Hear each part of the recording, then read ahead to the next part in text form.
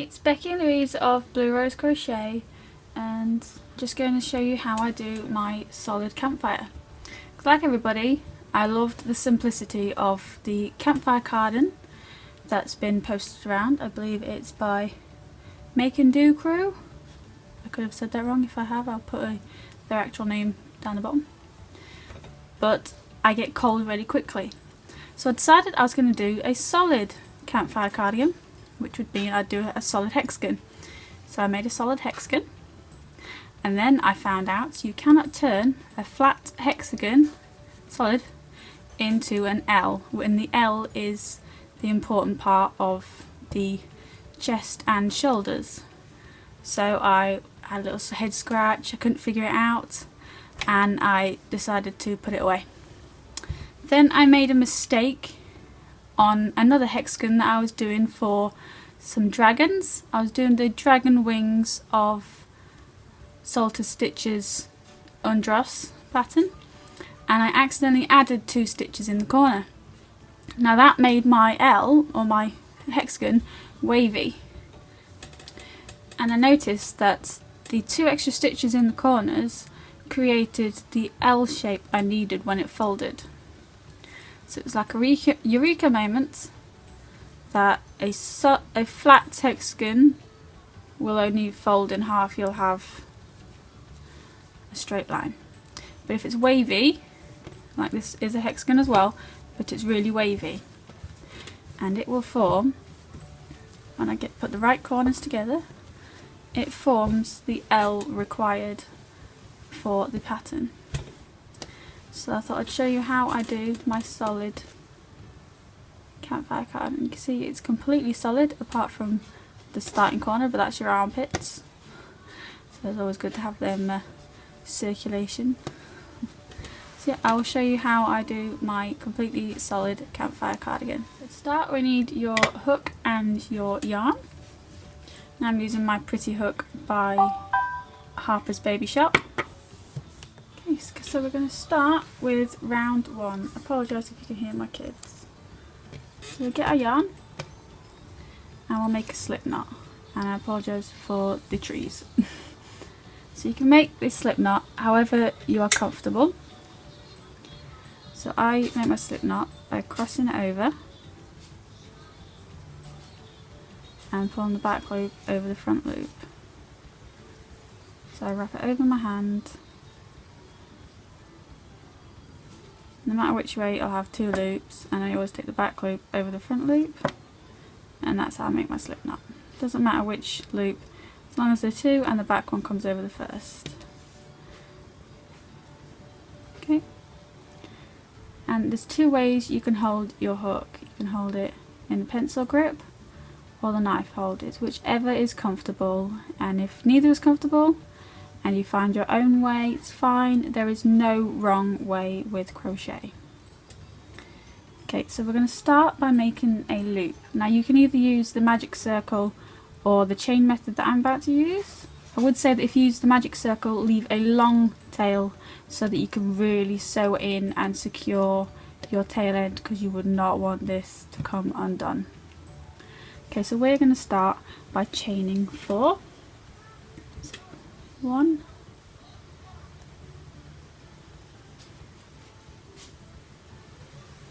2, 3, and 4. And I'm going to slip stitch to this first chain we made, and that has formed the loop. You can't see it very well, but if you pull these chains, you'll see the loop is there. This hole up here is the slip stitch. Don't go in that, go in this one down here.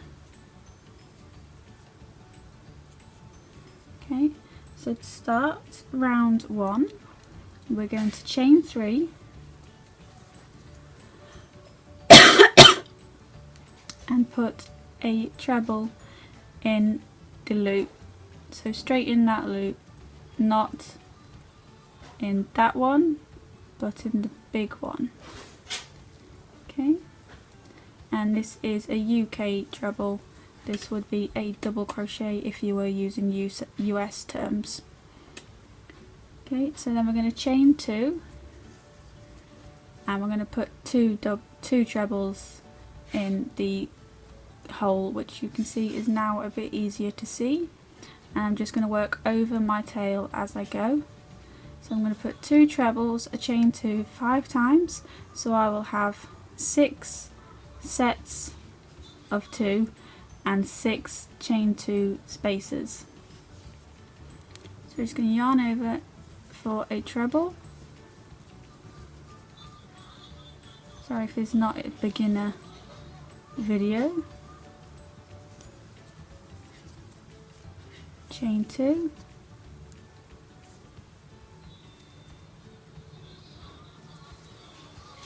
Yarn over for 2 more trebles. 1,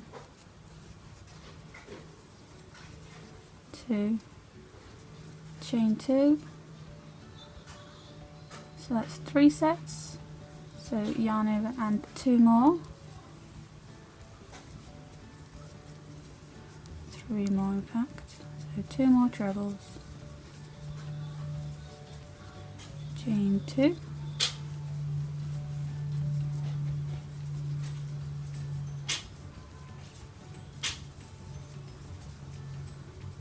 Chain 2. I'm just going to check 1, 2, 3, 4, 5. So 1 more set. So 2 trebles.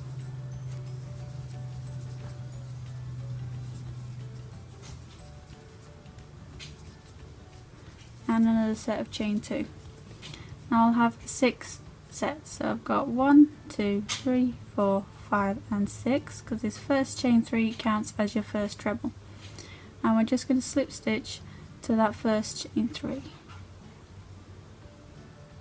I like to try and go through both loops, as I think it just helps it look more like a stitch.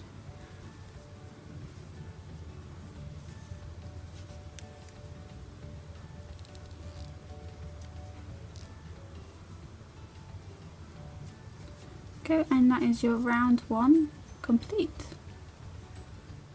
So round 2, we're going to start the solid pattern.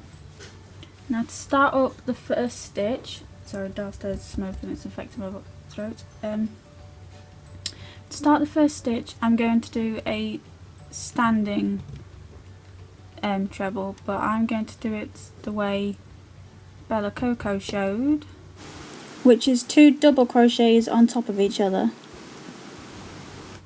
So I'm just going to get closer for you.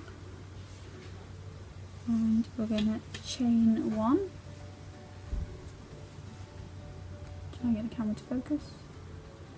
Now into this gap where you've slip stitched.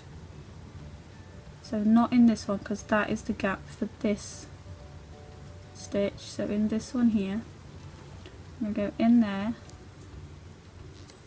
and pull through the loop for the double crochet.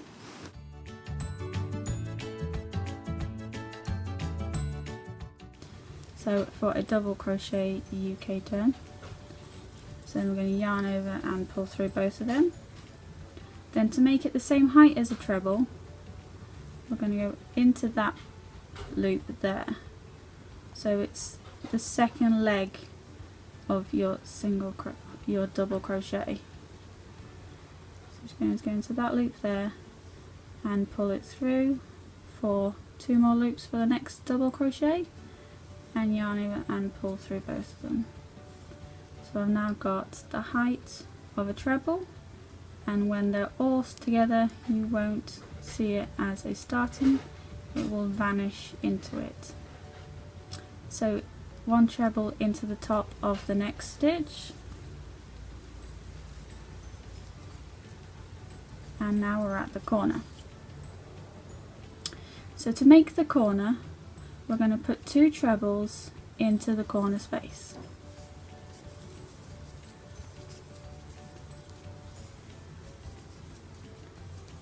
Okay. Now if you wanted the target holes all the way up, so you didn't want it completely solid, you would now chain 2 and put another 2 trebles in, and then you'd have this hole, you would have these holes all the way up. because I wanted it solid, instead of a chain 2, I'm going to put double trebles. So I'm going to yarn over twice, go into the same space and pull through 2 at a time 3 times. So that would equal 1 chain. So I need to do another double treble, which is yarn over twice and pull through 2 3 times.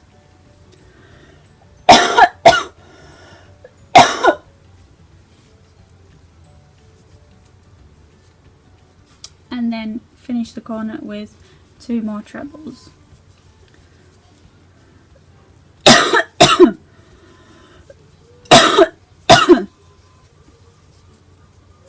That's your first corner.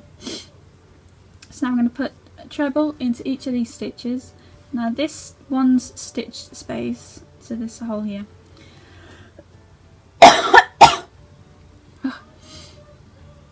this one stitch space gets hidden by the corner, so if you just pull them back slightly, you'll see it's here. So we'll go into that one stitch space,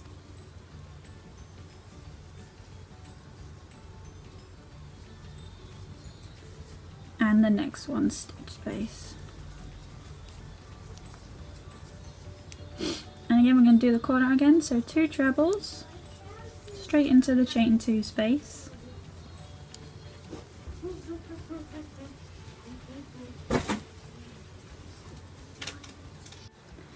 And where we would put a chain, we're going to put a double treble. So yarn over twice and go into the chain space as well. And for the other chain, now another double treble, so yarn over twice.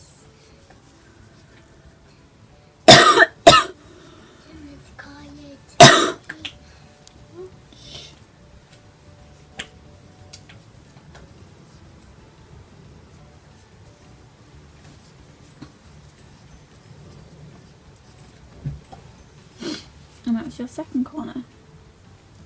So again, this one's trebles stitch space gets hidden, so just pull them across to the side a bit and then put a treble in that space, and we'll put a treble in this stitch too, and we're just going to repeat this all the way around. So in the corners we'll put 2 trebles followed by a double treble instead of a chain. So you will end up with 4 trebles in the corners along with 2 double trebles.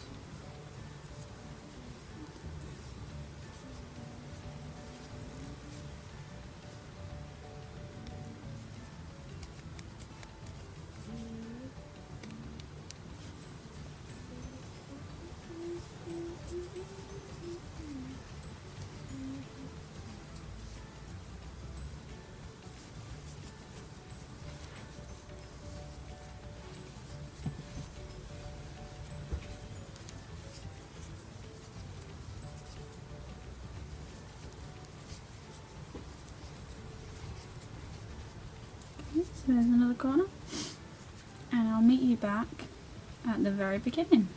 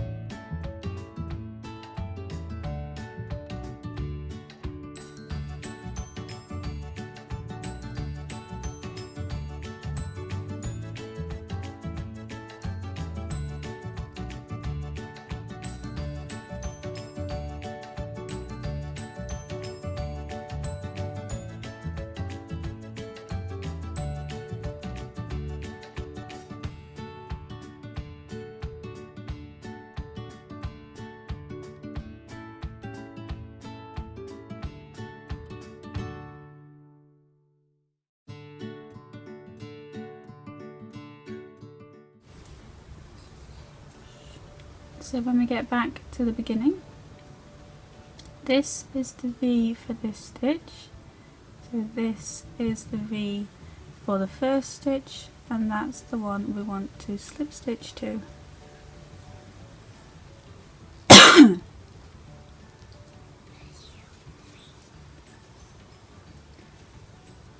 Now this is where I change colours, so I'm going to chain one and cut.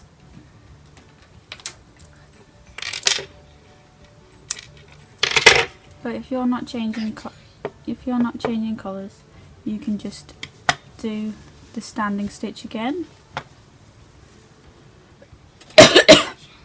As you can see, it's already a lot wavier than the hexagon that won't turn into an L. 1, 2, 3, 4, 5, 6. It's a hexagon and it's wavy. So I'm going to start round 3, and this will also show you how I start my rounds. So I'm going to make a slip knot in my new colour. Okay. And because I don't want all my joins going along the same side, I want them to hide, so I want them mismatched all over the place. So I'm going to start in a different corner.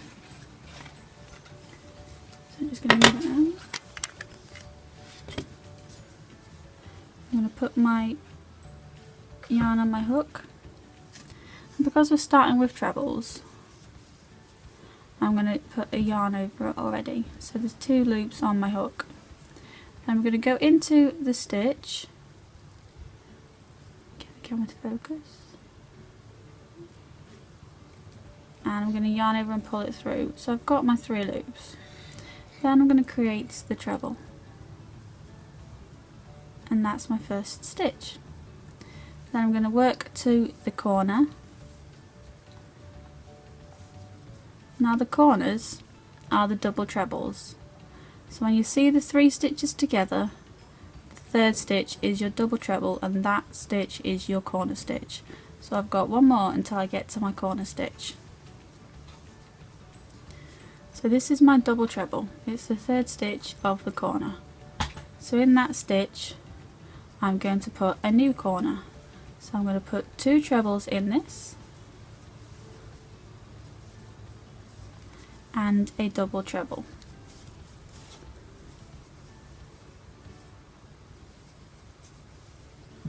So that's the first half of the corner done. Now in the next double treble, so the double treble of this half of the corner, I'm going to do it in reverse. So I'm going to put a double treble and then 2 trebles.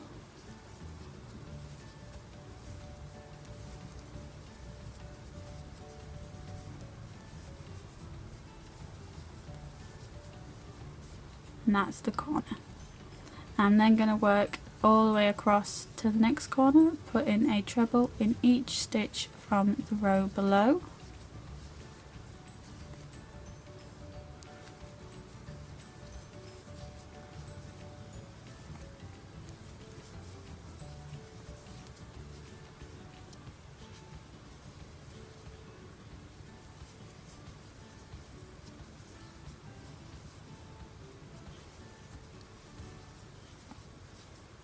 Okay, so I'm at my corner again. This is the 3rd stitch.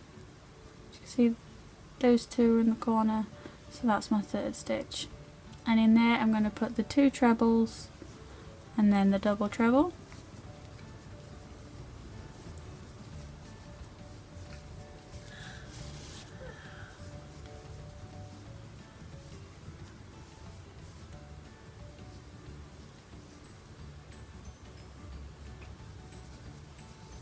And in the next stitch, which is the double treble of this section, I'm going to put it in reverse. So double treble, then 2 trebles.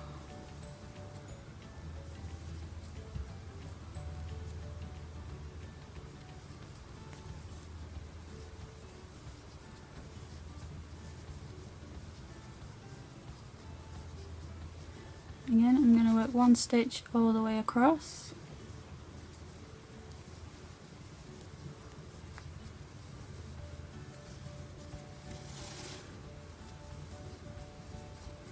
Now if you get to this bit, do be careful you don't add an extra stitch. So there's only 2 stitches here, so there's not one here and here, it's just one or the other.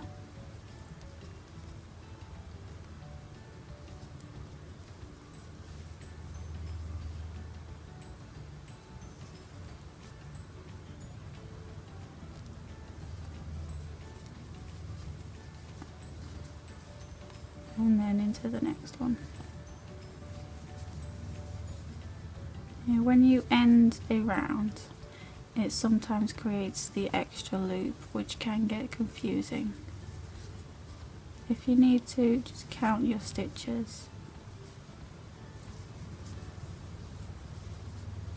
So I'm at the corner again, so I'm going to put 2 trebles and then a double treble, all in that double treble from the row below.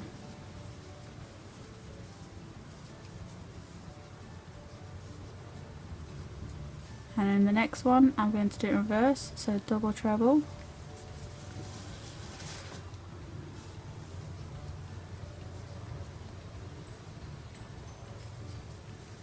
and then 2 trebles. And I'm going to treble in each stitch across to the next corner, and you're just going to repeat this until you get back to the start.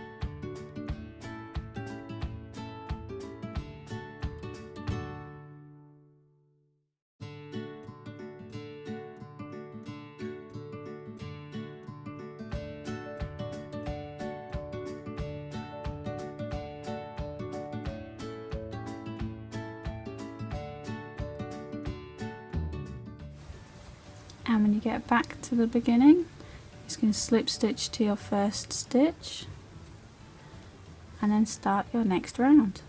And because I'm having it in 2 colours, I've got another round of burgundy, so I'm going to chain 1, go back into that same stitch I slip stitch to and create a double, go into the left, or left as you look at it, leg of the double, this one here,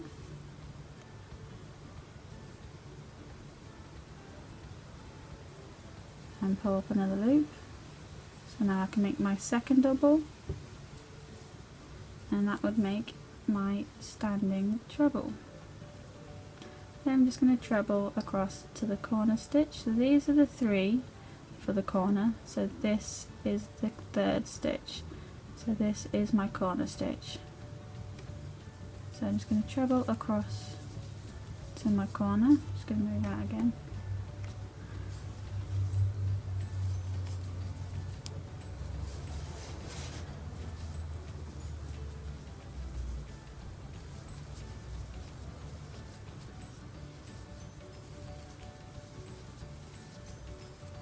So you can see this time the 3 and the 1. A lot easier than the 3 in the corner.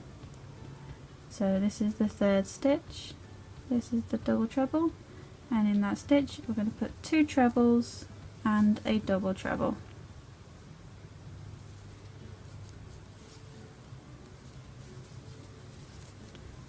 One, 2 and double. So we're double trebling, Then in the next set of 3, so the next corner, in this double treble again, we're going to reverse it, so double treble and then 2 trebles, all in that stitch.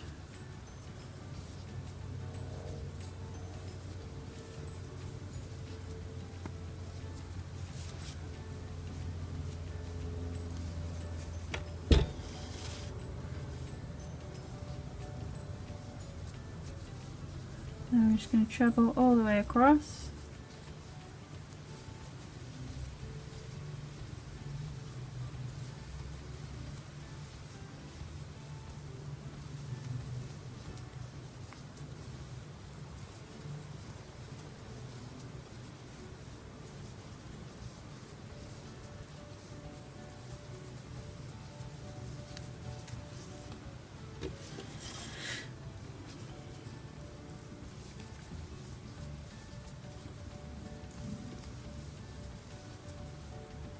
So we need to get to this stitch here, as this is the double treble, the 3rd stitch of the corner.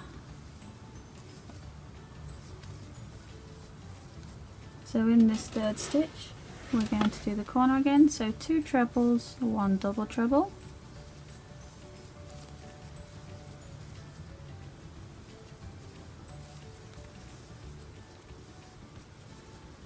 And in the next stitch of the corner is double treble, 2 trebles, all in the same stitch.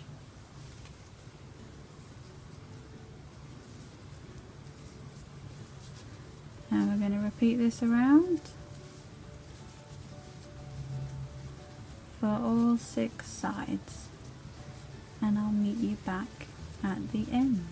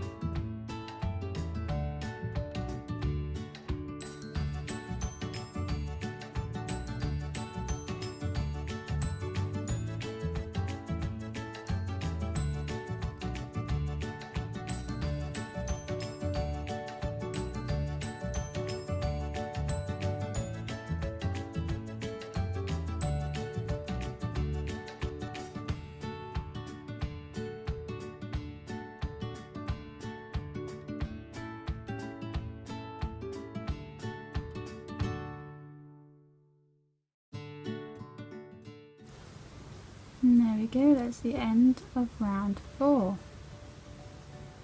So I'm just going to slip stitch to my first stitch, because I'm doing it in repeats of 2 rows. this is where I end.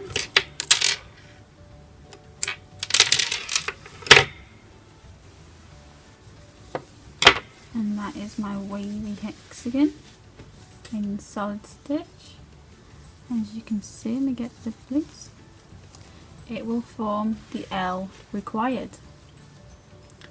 So you would just keep repeating that row formation, so working the corners into the double trebles or into your chain twos if you wanted to keep the target appearance.